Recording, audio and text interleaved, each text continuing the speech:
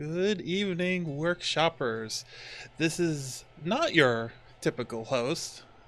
He's on a touring the festival movie circuit, and by touring I mean working it hard. So Neinball's taking the night off, and this is Dredscythe, the usually man behind the curtain, hosting episode 157 of the Westmarch Workshop, the Scythe in the Shop. Hi folks, how are you? What's going on? Well, tonight is going to be a interesting night because, hi!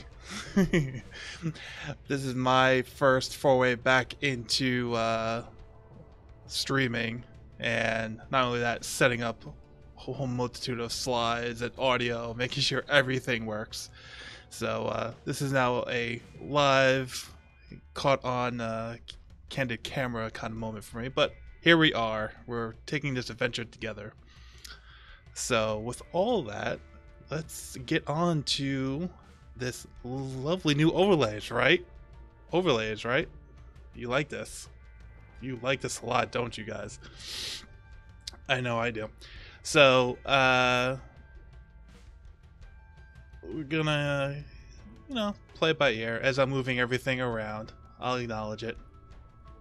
It's not lies. It's not lies. It's all spiffy. It's all sharp. I look at you, Lion Sword.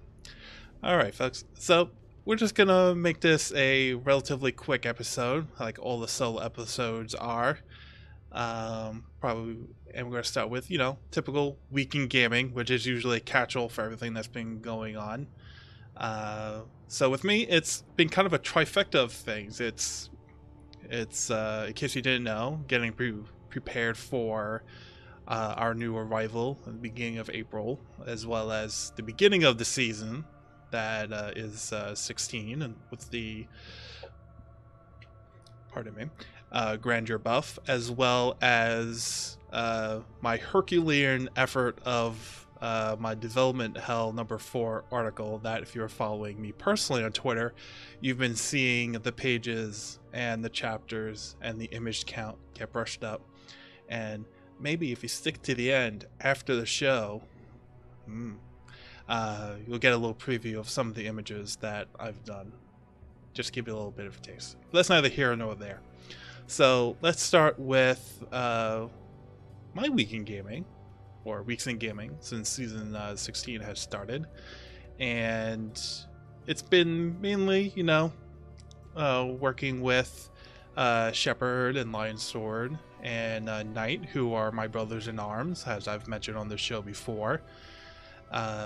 We started our season grind on. We got to 70. I want to say quicker than we did in season 15.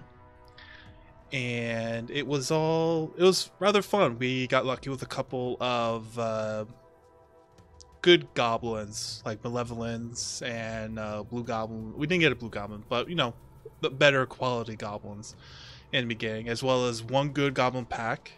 We didn't get the trifecta of having a Rainbow Goblin when we started. That would have been a pretty cool thing to have. But other than that, we got to 70 in about 2.5 to 3.5 hours. I forget. It was a very long night. We stayed up to 6 o'clock that morning, most of us. So many high fives. Yes. I think Lion Sword and Shep were both running monks, so there were many high fives, as they call it, with the demonstrated strike. But it was all in all, it was good. We all got up to our sets. We all did our GR20s really easily. We got in fact, I think 3 out of the 4 of us we attempted our GR70s like first thing the next day. We were able to get all of our primals unlocked, and I must say I feel bad for Shep with his, if I remember correctly, Mempo of Twilight, which would have been really great back in the vanilla days. But I really lucked out because I went Wizard this season. Sorry if anyone would have guessed differently. But I lucked out with my first primal being a Chantoto's wand, and it actually rolled correctly. So I already had the Veer stuff, already had the Swami, the Oryx, all had that going for me, and was able just to go straight into full-on Veer's farming mode. So everything just kind of cascaded from there. The Talos pieces went from being nowhere to just being everywhere, got into that, and then as a group we really were moving along. So just kept that moving, kept on doing everything else, and individually I haven't really pushed, but I believe I could probably do a 90-95 easily right now solo. In fact, I think I have with my current gear. And most of us, I think, are around that point where we could do 85-90s pretty easily solo. But as a group, we've already worked up to 100, and those aren't even really painful. Like, we're doing those in around 5 to 6 minutes each, I would say. So it's all relative, and with patch 2.6.4 coming out, the power level is real. Thank you, line 720. But yeah, the power creep of all the adjustments for the sets, which with Blizzard's mentality of they don't really tend to nerf things, but they buff everything else that needs a little bit of love. It's been a really good patch so far. The primals, everyone's loving the red beams. I'm neither here nor there on it. I just rather have good primals to begin with, but that's salt for not now. Let's just try to have fun and stay on topic. So that's pretty much been it for the actual weeks in gaming. While I've been trying to make sure I get in my grind time with that, I've been working on what only a few people know about is a super secret deal. I know I call the development hell for, and if you've read my past articles of the same nature, you kind of understand what that means on blizzpro.com. And basically it's where those articles are where I try to revision a system, try to make it better, try to make it simpler, try to round it out, make it feel more fleshed out, and make it easier for the player, but work within limits that developers naturally have, not going to La La Land, so to speak. This one is on a much larger scale. This is attacking probably 10 to 12 different systems individually and then making them work together. And I'm doing upwards of 90 to 100 mock-up images that are based around look like they could come from Diablo 3, because the whole scope of this is looking towards the future. And if I feel I can make it look and feel and work within the scope of Diablo 3, it could do it easily in Diablo 4 with a better engine and such like that. So that's what this whole deal is. And some people in the chat have been able to go along with the adventure with me. And again, a little preview after the show. Won't make it onto the YouTube though. Sorry, folks. And besides that, getting ready for a kid that my wife and I are going to have in the beginning of April. And yeah, it's a little nerve-wracking. Where like the whole nesting syndrome is finally kicking in. But other than that, maybe we'll have like a little mobile of Jar Jar's long shot. Yeah, that may be a thing. Just little Jar Jars floating around. Or maybe I'll get one of them and send it to Neinball to go with the pacifiers that he got 2 years ago at BlizzCon. So, all in all, it's been crazy, but it's also been fun the last couple of weeks, to say the least. So with that, we're gonna go to the new fancier overlay, because we're gonna talk about like maybe 2 or 3 news items. We'll see where we go. And segue.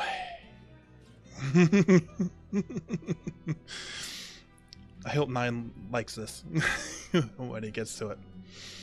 See, this is what we call putting your overlay creators through their paces when they're the ones who actually have to do it. So for those who are going to be listening audibly, I'll do my best to try to describe what we're going over. But for those of you watching live on Twitch or on the YouTube, you get the visual aspect of it all. So the first news topic that I'm going to cover is essentially the creative director from Cyberpunk's 2077 has left the project and has been hired up by Blizzard. So, of course, like everything in the past 6 months, or a year, 5 years, everyone in the Diablo community immediately associates it with the next Diablo game. Whether it's this second expansion, or the DLC, or Diablo 4, Diablo Next, Diablo Dark Souls, Diablo Immortal. Yeah.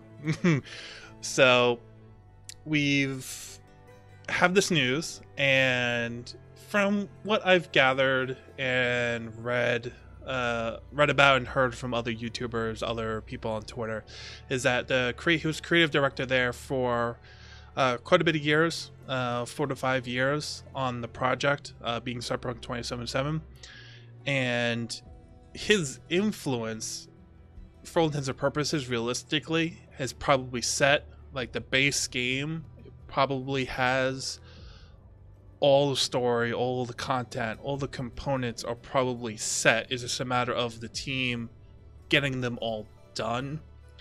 So if you are looking forward to Cyberpunk 2077, I wouldn't really have too much fear about the project being done or suffering for it.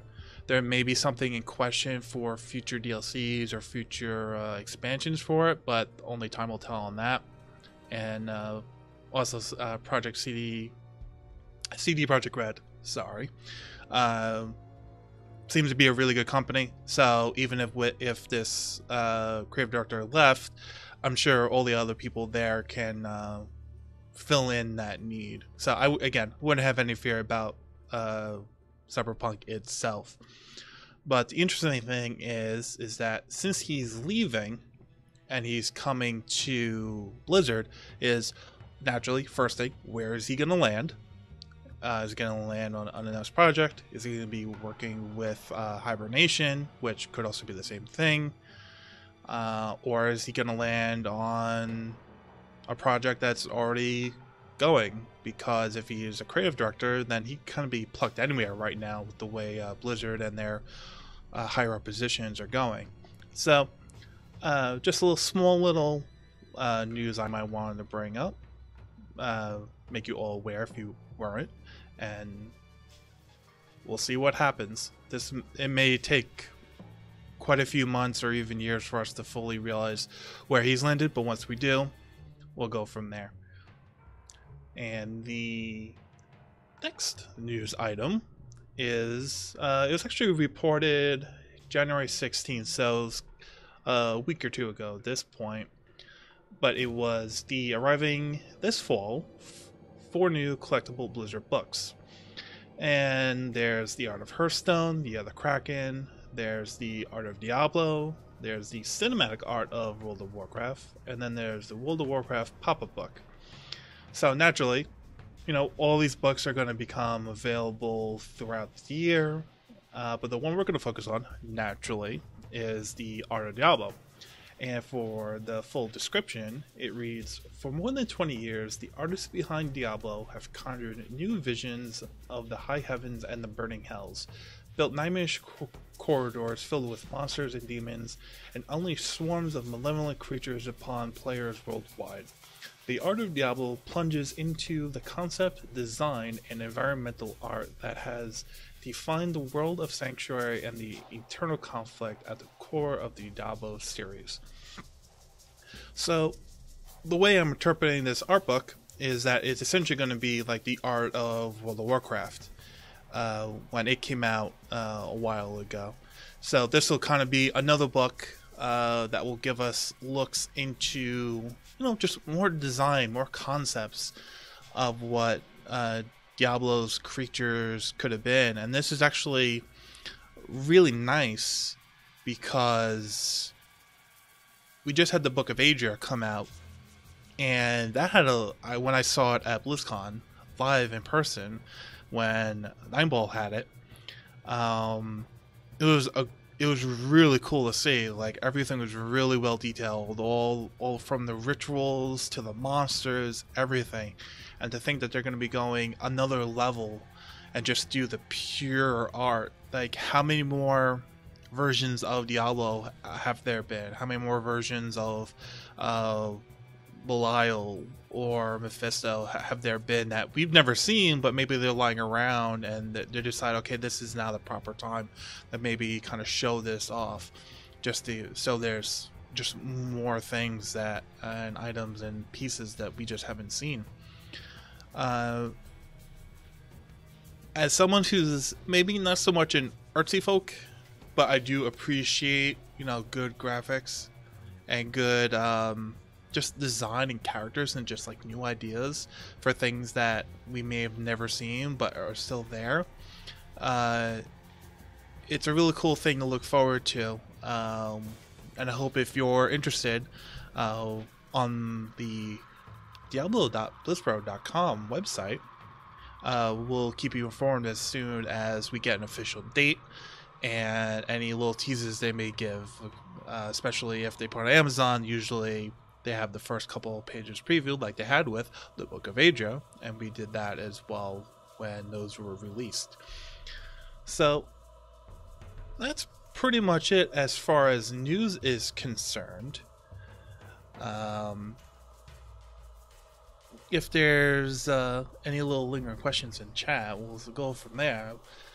But other than that, we can make this, looking at the time, at a roughly 20 minutes, we can move on to what is the community section. And now, I don't have access to the emails, so if you've sent in an email, or you sent in a item of the week, those will be caught on the next show by the man himself, Neinball, when he returns.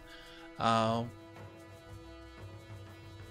with the Art of Diablo book coming out, and again the Book of Adria coming out, I figured, let me help Neinball out here, because he's a man of lore, and why not give him what he wants? Just more things to talk about.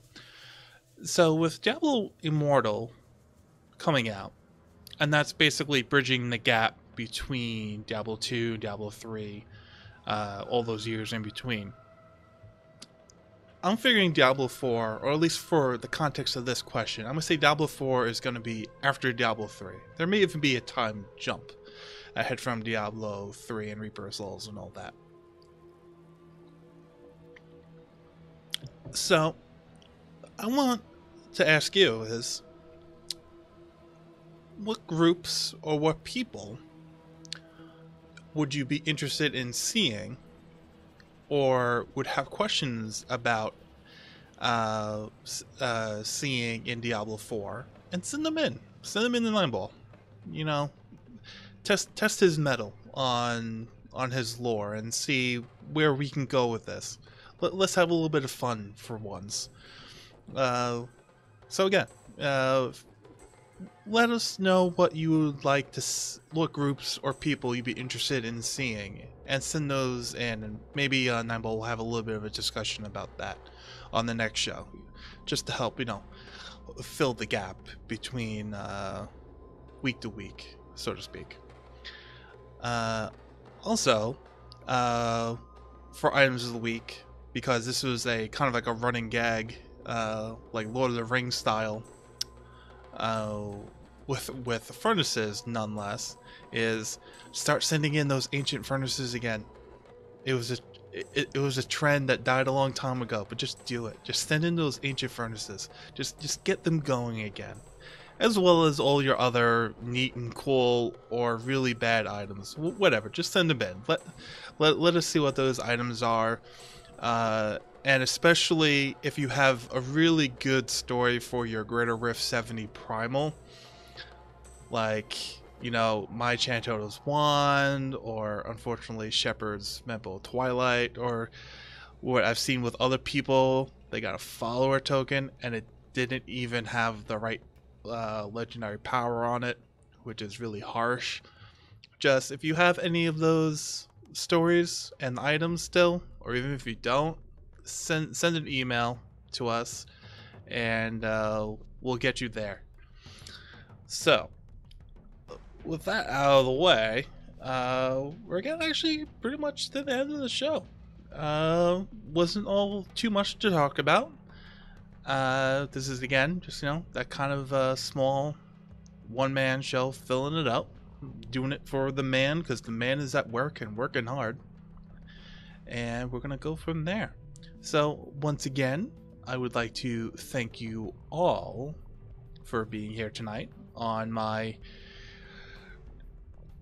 timid first time streaming for a long time for the Westmarch workshop here.